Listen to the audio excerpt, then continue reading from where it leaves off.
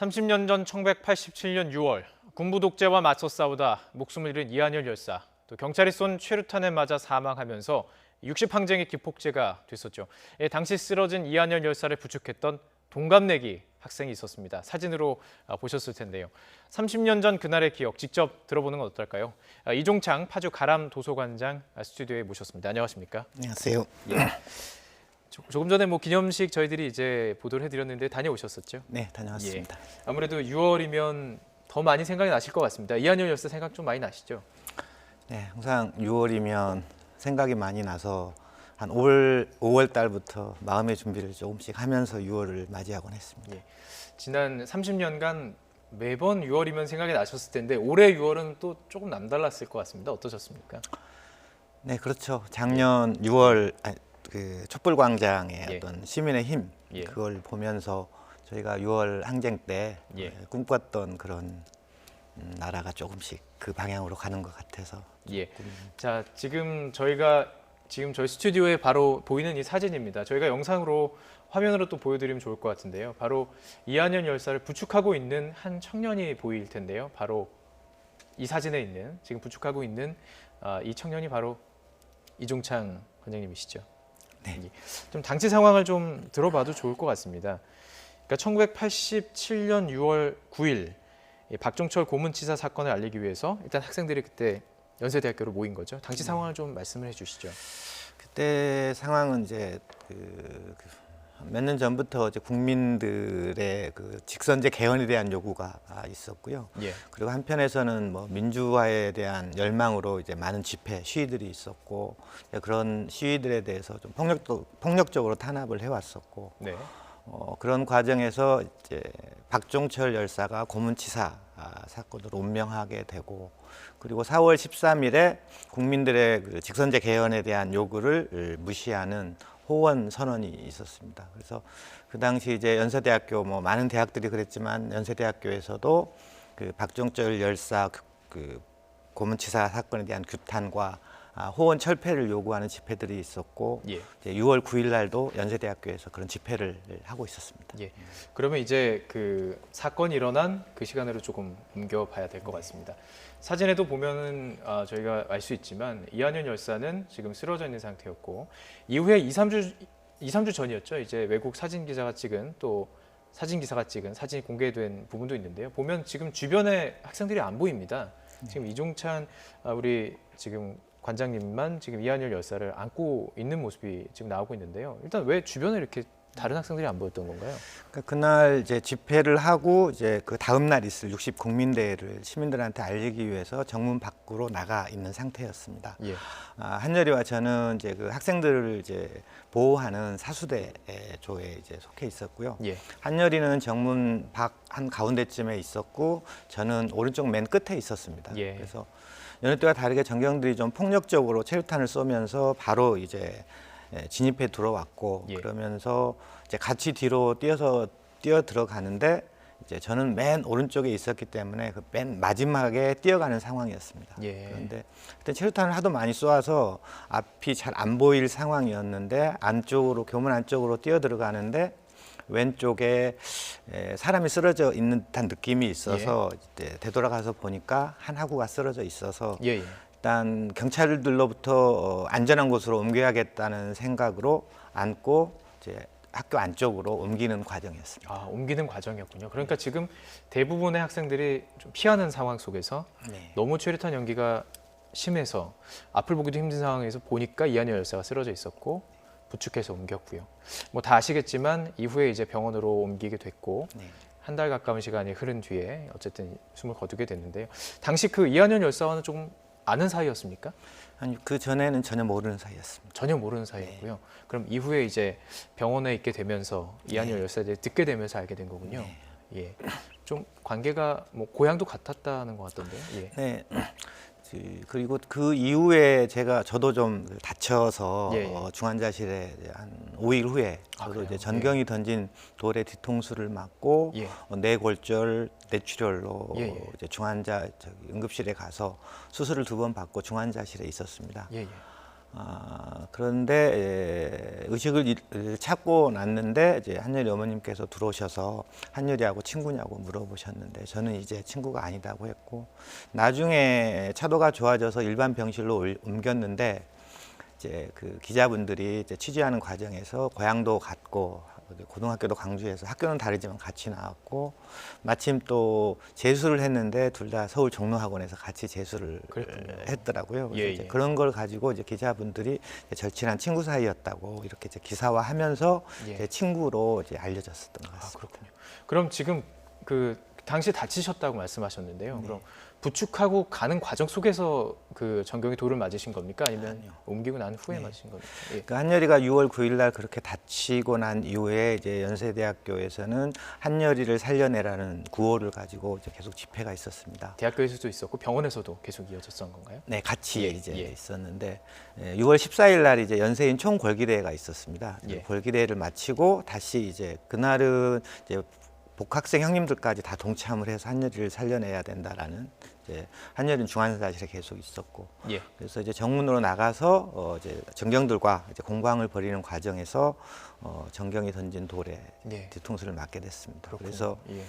처음에 맞았을 때는 좀 약간 정신을 잃었다고 좀 어지러움이 좀 느껴졌는데, 이제 만져보니까 예. 피가 나지 않아서 이제 예. 제가 잘 몰랐던 거죠. 오히려 피가 안 나는 게 위험한 거라고 그러는데, 피가 안 나서 괜찮은 줄 알고 계속 공방을 벌이다가 중앙도서관 로비에 가서 쓰러졌습니다. 그래서 아, 예. 이제 후배들이 이제 중환자실 응급실로 옮겨서 이제 예. 수술을 받게 됐습니다. 수술도 받으시고 이게 상당히 뇌 수술이면 큰 수술이잖아요. 네. 그러다 보니까 쉽게 금방 회복되지는 않으셨을 것 같은데, 그러면 이한현 열사 사망 소식은 이제 7월에 있지 않았습니까? 네. 언제 듣게 되셨습니까? 그래서 이제 일반 병실로 옮겨서 이제 차도가 좋아져서 7월 5일 날 이제 퇴원하기로 주치의 선생님한테 이제 얘기를 들은 상태였습니다. 7월 5일 날 이제 새벽에 눈을 떴는데 병실 분위기가 다른 때와 달랐어요. 예. 창가에 있는 블라인들은 다 가려져 있고, 예. 뭔가 좀 그 어머님이랑 이제 친구들의 분위기가 좀 특이해서 이제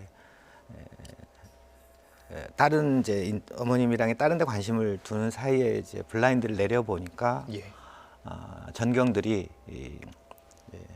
그 병원을 에워싸기 위해서 이제 병원 주부들 몰려오는 이제 그런 상황을 보고 예. 이제 한열이가 운명했다고 이제 생각을 했습니다.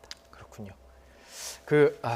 이학년 열사의 사진을 보면 이렇게 시계가 사실 있습니다. 그런데 그 시계가 아직도 돌아오지 않았다라는 것 때문에 많은 분들이 관심을 갖고 있는데, 아직도 그 시계는 돌아오지 않은 거죠? 네, 아직 돌아오지 예. 않았고, 예. 그 사촌 형님한테 누군가가 예. 잠깐 이 얘기를 했다는데, 자기가 전해주겠다라는 얘기까지 했는데 네, 돌아오지 않고 근데 있다는 그 거죠. 이후에 이제 예. 진척이 없는 상황인 걸로 알고 예. 있습니다. 그래서 많은 추측이 그 학생도 아무래도 뭐 정권의 추적을 받지 않았을까, 경찰의 추적을 받지 않았을까, 이런 추적도 있었고 뭐 여러 가지 이야기가 있었는데 아직도 일자는 없는 상태고요. 자, 이제 그 이후 이야기를 좀 해보겠습니다. 그 당시 이야기를 해봤으니까요. 30년이라는 세월을 이제 매 6월을 남들과는 좀 다르게 30년 전을 추억할 수밖에 없었습니다. 매년마다 달라졌고, 어쨌든 대통령 직선제, 60항쟁을 통해서 이뤄낸 그 직선제를 다 겪으셨을 텐데요. 그때 소회가 어떠셨을지 궁금합니다. 6월 항쟁을 통해 이제 6.29 선언이라는 이제 항복 선언을 받아냈고, 예. 또 그 이후에는 7, 8, 9월 노동자 대투쟁 그리고 농민들의 투쟁이 있었습니다. 이제 그런 과정을 보면서 6월 항쟁이 이제 모든 우리 국민들이 행복하게 사는 사회를 만들기 위한 그런 이제 투쟁이었잖아요. 그래서 그렇게 제일 힘들게 살았던 계층인 노동자, 농민들도 이제 자기들 요구를 하고 예. 뭔가 세상이 바뀌는 듯 했는데, 이제 그해 겨울에 있었던 대통령 선거에서 이제 전두환 정권의 2인자인 노태우 씨가 이제 대통령이 되는 걸 보면서 예, 예. 이제 분노도 하고 좀 좌절도 하고 이제 그런 과정을 겪었었고요. 그 과정에 이제 30년 동안 이제 어떤 때는 좀 나은 세상이 되는 것처럼 느껴질 때도 있었고, 어떤 예. 때는 오히려 퇴보하는 이제 그런 경험을 할 때도 있었고, 그러면서 이제 항상 마음이 좀 때로는 무겁고 그랬던 것 같습니다. 그리고 나서 이제 뭐 참여정부도 지나고 국민정부 지나고 이제 박근혜 정부에 들어와서 시민이 그 촛불을 들고 나가는 그 일이 바로 지난해 있었습니다. 네. 어떻게 보셨습니까? 촛불 집회를 보시면서 어떤 생각하셨는지 궁금한데요. 예. 저희가 87년 6월 항쟁 때 이제 많은 고민들이 있었지만 그런 고민 중에서 하여튼 그런 넘혹한 상황에서 이제 청년 학생들이 좀 선도적으로 투쟁을 하는 과정이었는데 결국은 우리가 우리의 목표를 달성하기 위해서는 시민들의 참여, 시민들의 동참이 있어야만 가능하다. 그러면서 87년 들어서면서 이제 저희 운동권 내에서 그런 논의들이 이제 광범위하게 일어났습니다. 그래서 그때 이제 구호가 대동단결, 대동투쟁. 그래서 크게 모여서 힘차게 이제 투쟁을 하자 그런 거였는데 그 과정에서 결국은 이제 60 국민대회를 계기로 해서 처음에는 이제 구경만 하시던 시민들이 결국은 동참을 해서 같이 구호를 외치시고 학생들이 잡아갈 때 구해주시기도 하시고 그래서 6.29 선언이 나온 거고 결국은 이제 6.29 선언이 났는데 그러한 어떤 시민의 어떤 참여 그런 흐름이 결국은 이제 작년 촛불 집회 때는 어느 계층의 선도 투쟁에 없이 모든 시민이 동시에 어떤 참여의 모습을 보인 거라고 생각이 들어서 상당히 이제 발전한 모습이다 이제 그런 생각을 더 성숙한 시민 의식을 좀 더 눈으로 목격할 수 있으셨을 것 같은데요. 그리고 이제 정권이 문재인 정부가 들어왔습니다. 그리고 60 민주항쟁 30주년 기념식을 갖게 됐는데요. 바로 오늘이고요. 자, 기념사를 한번 여러분들과 함께 이야기를 들어보고요. 이야기를 좀 나눠보면 좋을 것 같은데요. 문재인 대통령의 기념사 함께 잠시 들어보시죠. 역사를 바꾼 두 청년, 부산의 아들 박종철과 광주의 아들 이한열을 영원히 기억하겠습니다. 항쟁을 이끌어주신 지도부, 87년 뜨거운 함성 속에서 함께 눈물을 흘리고 함께 환호했던 모든 분들께 감사와 존경의 인사를 드립니다. 네, 이 기념사 직접 현장에서 들으셨을 것 같았습니다. 네. 예, 이한열 열사 이름이 이렇게 읊어질 때 어떤 느낌이 드셨습니까? 다 좀 울컥했죠. 울컥하셨고요. 예. 뭐 전체적인 기념사는 어떻게 들으셨는지도 궁금한데요. 예. 네, 어떤 6월 항쟁 과정에서 저희가 꿈꿨던 그런 어떤 우리나라의 미래 이제 그런 걸 좀 그려볼 수 있는 기념사였던 것 같습니다. 미래를 말씀하셨는데 어떤 미래를 당시 꿈꾸셨고 그 미래가 어느 정도 지금 실현이 됐다고 보십니까? 저는 이제 개인적으로 이제 민주화된 사회는 모든 사람이 소중하게 여겨지고 모든 사람이 소중하게 여겨지고, 행복한 차별 없이 그런 사회가 이제 민주화된 사회라고 생각을 했는데 물론 작년 촛불광장에서 보여준 시민의 어떤 힘 이제 그게 정권 교체로 이루어졌고 그런데 앞으로 일단 체제와 틀이 바뀌었지만 결국 내용적으로는 아직도 많은 과제들이 남아 있다고 생각을 합니다. 모두가 행복하고 모두가 좋은 세상. 아직은 이제 시작이고 더 만들어가야 될 것은 정말 우리에게 주어진 과제인 것 같습니다. 뭐 강산이 3번이나 변했죠. 이제 그 사진에 봤던 그 이종철 당시 우리 청년 이제 머리가 희끗하게 변하신 거 벌써 이렇게 세월이 많이 지났는데요. 그 친구 한열은 어쨌든 지금 22살로 남아 있습니다. 마지막 질문이 될 것 같은데요. 친구에게 꼭 하시고 싶으신 말씀 있다면 어떤 게 있을까요? 네, 작년 이제 촛불광장을 보면서 그리고 오늘 기념식을 이제 보면서 조금은 마음의 부담을 덜고 한예리에게 이만큼 왔다라고 얘기할 수 있을 것 같습니다. 예, 이만큼 왔다. 사실 그 과제는 우리 모두에게 다 주어진 과제인 것 같습니다. 민주주의는 이제 완성되지 않는다고 생각을 합니다. 항상 민주주의는 시민들의 관심과 시민들의 참여에 의해서 계속 더 나아질 뿐이지 완성되지는 않는다고 생각을 하고요. 그래서 정부도 잘 해야 되겠지만 저희가 작년 촛불광장을 경험했던 것처럼 앞으로도 시민들이 항상 정치에 관심을 가지고 필요할 때는 촛불광장처럼 행동으로 옮겨주고 그럴 때 우리가 모두가 바라는 민주화된 사회가 오지 않을까 그렇게 생각합니다. 예, 알겠습니다. 30년 전 그날의 기억 직접 스튜디오로 모셔서 들어봤습니다. 이종창 파주 가람 도서관장과 이야기 나눠봤습니다. 말씀 고맙습니다. 감사합니다.